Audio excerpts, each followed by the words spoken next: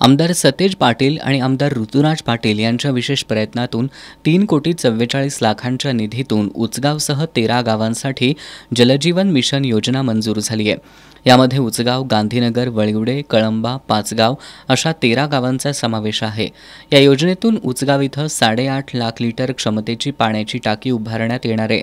यासाठी जागेची आवश्यकता आहे।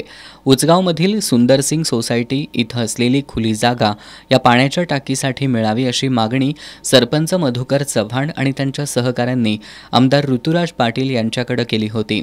या संदर्भात आमदार ऋतुराज पाटील यांनी उचगावचे सरपंच मधुकर चव्हाण, ग्रामपंचायत सदस्य श्रीधर कदम आणि ग्रामपंचायत सदस्य संदीप पाटील, महाराष्ट्र जीवन प्राधिकरणाचे अभियंता DK पाटील यांच्यासह जिल्हाधिकारी कार्यालयामध्ये अप्पर जिल्हाधिकारी संजय शिंदे यांच्यासोबत बैठक घेतली।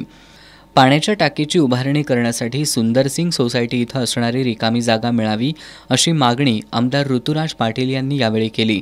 ही जागा देण्याची ग्वाही देत याबाबतचे आदेश आजच काढले जातील असं आश्वासन अप्पर जिल्हाधिकारी संजय शिंदे यांनी दिले।